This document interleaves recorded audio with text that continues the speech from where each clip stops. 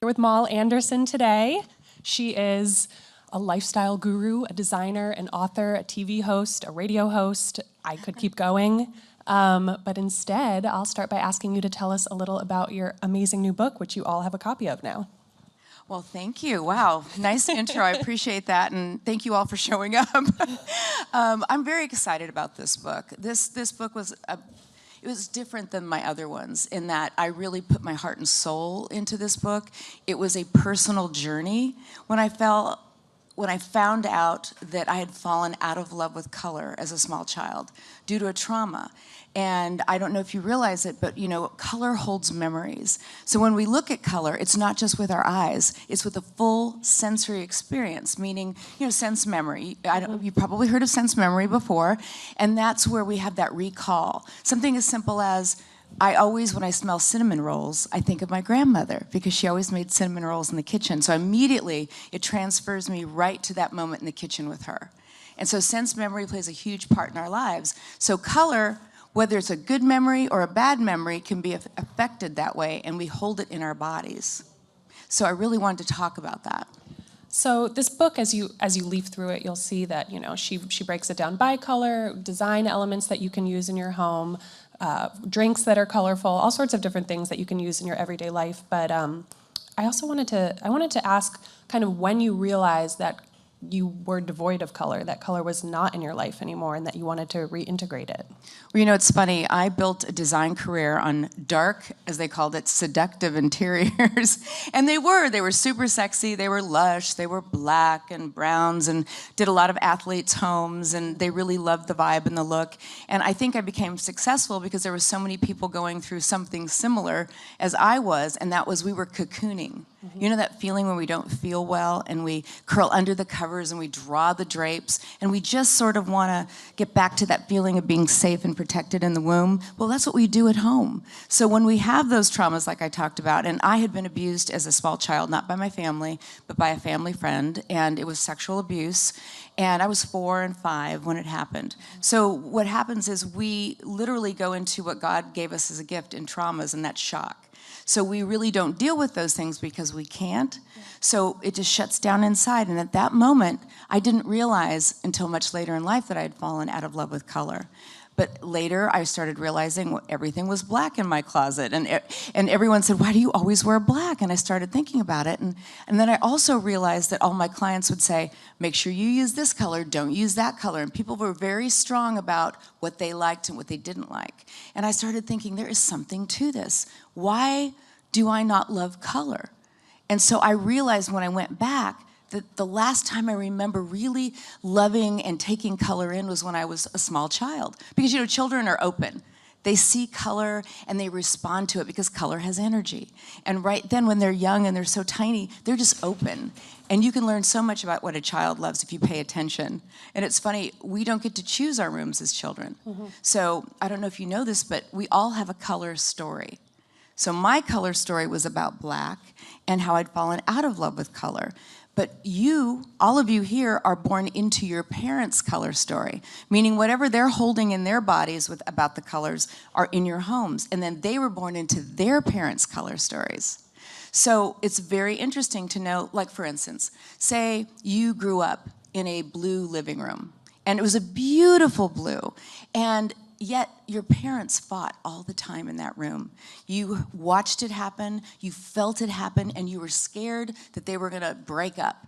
Well, subconsciously, you hold that memory in your body, and then later you might react to a blue room and wonder why you feel agitated. Why do you not love that color? Why do you avoid blue sweaters? And then all of a sudden you realize your color story is about blue. And so you go back and you work on letting those things go. Because really, you know what this is all about? It's always about letting go and not holding on to the stuff that just doesn't matter anymore. Because everything that happened yesterday is long over. So when you think back to, you know, your earliest memories before this trauma that you faced, are there colors that you remember being really naturally drawn to? Oh yes, oh yes. Yellow, bright yellow. I don't mean a pale yellow or a baby yellow. I'm talking any color that has energy. I always call them the energetic colors, and you can change color and you can fall in love with color, by changing the hues, you know, and it's such a simple thing to do depending on what you see and what you're drawn to. Only you can be your own color expert, and that's what I really do in this book, is empower you to find your color story, to understand that you don't need anyone to tell you what to do, but just to guide you to understanding your color story. So I loved yellow, and of course I love pink, as you can see. I loved pink, but it wasn't until later in life when I finally got happy in myself and my business was rocking and I'd gone through a lot of tough stuff. I worked through my stuff. And then I fell in love and got married, and it was the first time I was in a really healthy relationship, and all of a sudden I started wanting color. And when I say this, it's really funny because it was a strange thing, to the point where we had done our home, and it was all in beautiful, rich colors. And don't get me wrong, I still love those beautiful, dark, rich colors, and there's a place for them. But I started like craving taking the walls down and letting the light in. And I started buying yellow flowers, and I found a big painting, and it's in my book, and it shows you it's yellow with all these colors. And I thought, okay, there is something to this. And so that's when I realized I have got to do some studying on this and understand why it affects us so much. Going back in your career to the beginning, it seems like you were a person with a lot of passions, a passion for design, a passion for aesthetics. When did you realize you had a profession on your hands and not just an interest? Well, yes, I am a very passionate person about things, but I think sometimes we just have to go with when a door opens. I think sometimes, yes, that we all have something we're meant to do, and it's never too late to do what you're meant to do, because I was 45 when this kicked in, right? So, but what I want you to understand is part of my passion was also survival. I became a single mom. I was divorced very young. I had to figure out how to function. I had to figure out how to put a meal on the table. So I was doing whatever I needed to do to figure it out. And then, luckily enough, I stayed open to understand, wait a second, I thought everybody was good at this, you know? I thought everyone redid a room on a dime. I thought I was just doing what everybody else did, and we all survive in certain ways, but I had a gift, and I just didn't understand it was a God-given gift. So that's when I knew that my passion and what I was supposed to do was supposed to come together at that point and be a career for me. It felt completely different because I knew it in my whole being. And what was the first thing that you did career-wise once you had that epiphany and that moment of realization? Oh, I wrote a book. My first book was Change Your Home, Change Your Life. And it was an amazing book, and I had great people loved it, and it served a lot of things well, because I got to tell a little bit of my story about what I'd gone through, and how when you do change your home, no matter where you are in your life, no matter what you're going through, that it doesn't have to cost a lot of money. And believe me, I didn't have a lot of money. And so whether it was just rolling on a coat of paint and taking away all those old cobwebs or giving it a fresh look, it's the little things that make a home. And the one thing my son learned, no matter how broke we were, was that our home, whether it was really not a great apartment, maybe it was a room in a house that we rented, I could make it look like a home. And so he learned from my example, thank God. You know, I did something right there. So it is such an important thing. And so writing a book was my way of communicating. I wanted to reach people to say, please, please create the home that reflects who you are.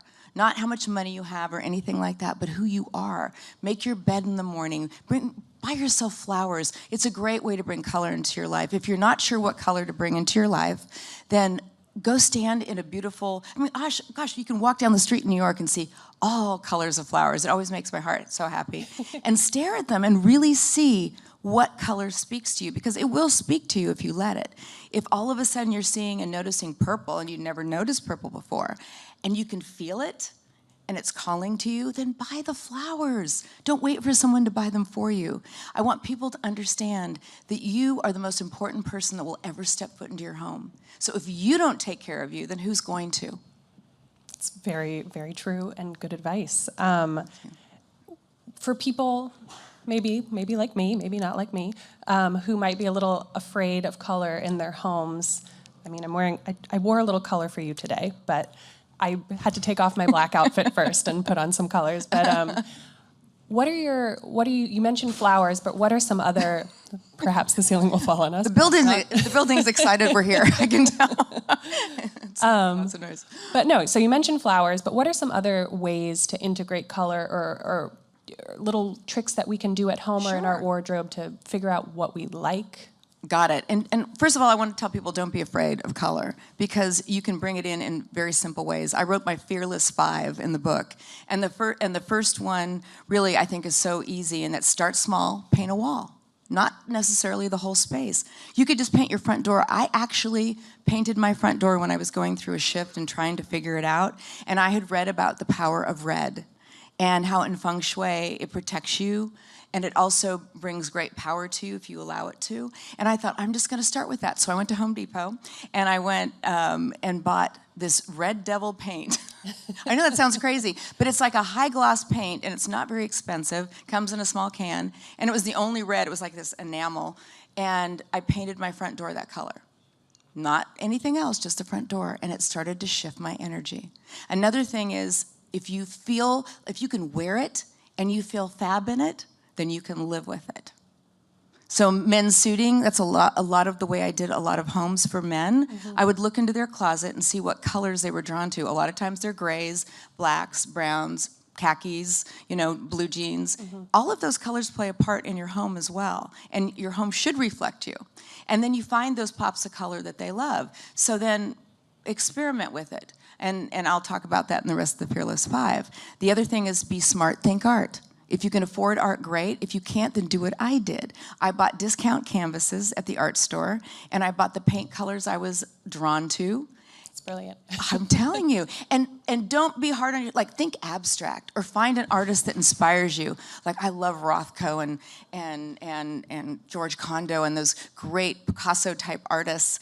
And literally throw the paint on a canvas until it speaks to you. And if you don't like it, wash it down and do it again. I can't tell you how many times I redid my canvas. But think art. That's a great way. Or a poster or something that you're drawn to. Bring your color in that way. Also, a pop of color goes a long way. So fresh flowers, like we talked about, picking up flowers at the floral stand. Pillows, throws, right? Easy ways to infuse color into your home. But that's why I want you to start with flowers and then experiment with the pillows and so on. And in your bedroom sheets, that's a great way. Nothing is more wonderful than waking up in color in your bed and going to sleep with a color that makes you feel good. So think about those things, and I just want you to not fear anything and just think, I don't have to do everything. I can just do one small thing, and it can change and shift the whole energy in your home and in your life. It really can. One thing you talk about in the book, which I think is something that a lot of us who have lived with other people, roommates, significant others, have faced is roommates. But just, people, like you said, have different relationships to colors and different colors that they want in their homes. How do you navigate that situation? Well, it's a whole different situation having a roommate, and you're sharing rent and you're living together to save money, but you're not romantically involved. Yeah. That's a whole different situation. So then I usually say, sit down together and create the gathering space, let's call it the family room, or if it's a loft type situation, create a space that's neutral territory. And you all can pick what you want to bring to it.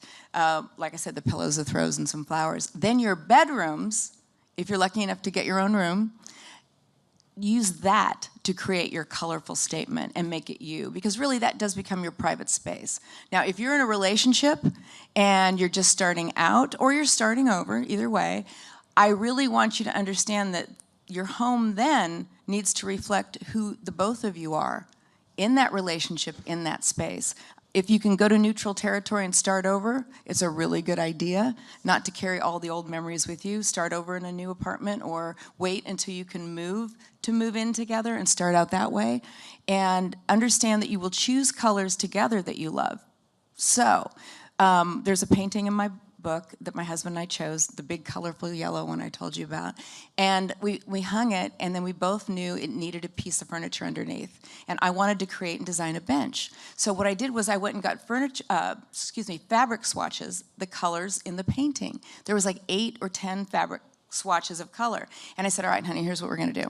I said, here's a piece of paper for you, here's a piece of paper for me, and I want you to write down your top 3 favorite colors with this painting that are speaking to you. I did it and he did it. Now, luckily for us, because we really are in sync, we hit it on the first one.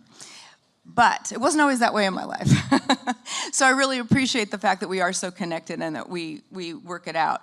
But if we hadn't, and we had gone through 3 colors each and none of us had chosen the one we liked, then I would say you start over, walk away. Because there's nothing that's worth an argument at all. This is where people make a lot of mistakes. Take fresh eyes the next day and say, all right, what colors do we like of the remaining colors? And then choose from that and find a color that's your community color. So that speaks to the 2 of you. So it'll be your relationship color and you build from there. I love that, your relationship color. That Yeah. sounds fabulous. I also wanted to ask about babies and baby rooms, which are often, you know, pink for girls, blue for boys. Yes, see, that's a color story That's right there. That is a color story that most of us have grown up with, you know? Yeah. How do you advise people to go about, you know, decorating a baby's room or planning for a baby in terms of color? Well, you know, this is such an interesting thing because everybody gets excited, they're having their first baby, and they want to create this nursery before this child is born, and then now we know whether it's a girl or a boy, so we bring our own stories into it, and usually they create a nursery that's for them, and which is fine and that's exciting, but the truth of the matter is babies only see in contrast when they're first born. So honestly, every nursery should be black and white. And when you look at a lot of the new colors that have come out, you go to any of the major stores, they're showing black and white for babies. And the reason why is because they see that contrast. And I really like that idea because your child will start to show you what color they love right away. Whether they see a hot pink bear or they see a big red fire truck and they're pointing to it and they're reacting to it, watch and let your children tell you what their color story is going to be. We have to make it not about us as parents, which is all of our parents' issues. We always want to make it about us and what we want and how we want our kids to be and look and act and become. And the truth is that's a great way to start life out, saying, I want to know who this child is. Let the child tell you who they are. And it's a good journey to start and to practice as they're growing up.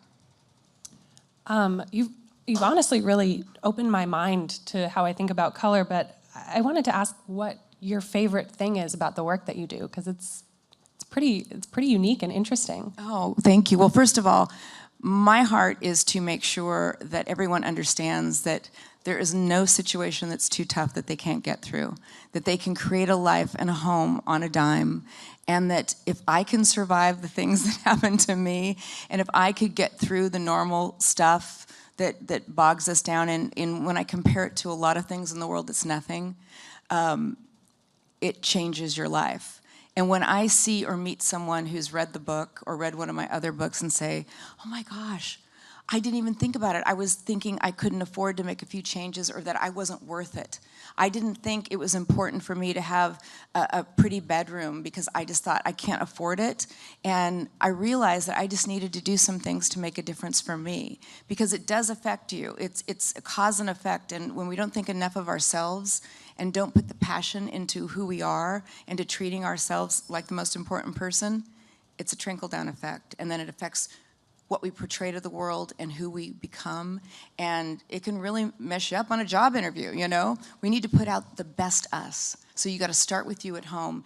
And I think my books are much deeper. I always can tell if someone's read it because they'll say, oh, it was such a nice table book. And I'm like, oh gosh, there's 13,000 words in that book. You might wanna pick it up. But really, if somebody is searching for something, the thing that makes me the happiest is that they get it, that they get it. I have one more question before we take it to the audience. Are there any colors that you don't like? Well, I have to tell you, we just had some water damage in Dallas and had to move out of our home. And we're renting a house, and I didn't realize until just recently that I have a problem with sage green. Now, I'm calling it sage green, but I found out that the reason why I don't like it, and I walked in, I went, oh my gosh, I gotta paint, I gotta paint, I gotta paint. Now, it's a beautiful color, and the person who lived there before thinks it's the most beautiful color in the world, because that's her color story. But my husband looked at me and said, all right, what's the deal? He goes, you're freaking out over this color. I said, I can't believe in the middle of this book, I am facing a negative color story, and I don't know why. So then that night, my dog went into the emergency room. And I'm in the emergency room, and I'm sitting in the room, and I'm holding my other puppy. I have Cavalier King Charles, and they're so cute. And my mom's little Shih Tzu dog, so we got 3 dogs now. So I'm always there. And I look up, and I'm like, oh my gosh, the emergency room is this color. And then I remembered back to when I was 4.5, and I got my stomach pumped. And those were in the days where they didn't knock you out, and they put the big hose down your throat and taped you down. It was the most traumatic thing that I actually remember it. And so that sage green brought that back to me. So needless to say, I've painted most of the house so far. Wow, that's insane. Well, the minute you become aware is when you start to pay attention. If all of you just ask yourself today, I want to understand my color story. Let me see a color that's going to speak to me or tell me something I don't know that I need to know. Because it's really powerful. That's so powerful. Now I need to revisit all the colors I've ever hated. Oh, well, and black, by the way, black is still one of my favorite colors. And it is a color. People think it's not. It's not black and white. It's like the TVs in the old days, because that's grayscale. Mm-hmm. Black is a color. It's very powerful. And it was used in the old days to ward off anything evil, which is why you saw people wearing it at funerals and in mourning. So it got a bad rap. Darth Vader, he was all covered in black from head to toe. But black is a beautiful, wonderful color that you need to embrace. And it's always a good foundation color in your home, in your life, but add color to it. That's wonderful. Thank you so much, Moll. Oh, sure. I think we have a few audience questions. Hi. Hi. Thanks for being here. Thank you. So you were just talking about the symbolism of black, and I've always sort of been told that colors affect people in certain ways, like don't paint your bedroom red because it will keep you agitated, you won't be able to relax. Do you think it's much more personal than that, or do you think you have to take that into account as well when you're decorating? Thank you. Good question. And that is true. It is very personal. And yes, colors have properties. Like you could sit down, and I list them in the book too. Blue is known for tranquility and all of this stuff. The bottom line is colors represent, like when we see green, we think grass. Even if we loved running through grass as a child, we probably love green. Blue is the most universal color there is. There's more toothbrushes in blue in the world than any other color, so there's something to that. But yes, there are properties that colors hold, and they can work that way for you as long as you don't have any negative memories that work in the reverse of that. So for someone who, say for instance, they wanted to paint their bedroom red, maybe they need passion, and they're thinking, I love red. Something about red just really does it for me. Then I'd say, knock yourself out, paint your bedroom, or maybe just one wall, or do a dresser, or put some art in there. But honestly, if you love a color and it affects you in the way that you need to have it, and you have that urging to paint one wall orange, then paint it orange, and then balance it with a dark foundation color like a slate gray or black or a chocolate brown, But yes. Thank you for the question. I think we have another one right here. Hi. If you haven't met your husband and haven't had kids, yes, would you be attracted to color as easily and as faster? Or how would you have let go and pretty much adapt this new lifestyle? Okay, interesting question. Strangely enough, I was already doing the work, and I don't think that I would have come together with Charlie the way that I did. Remember, I was 45 at that point. So I lived a lot of life from the little girl at 4 and 5 who'd gone through trauma. I worked through it like all of us do in relationships, and we learn and understand who we are by what we choose because we mirror things.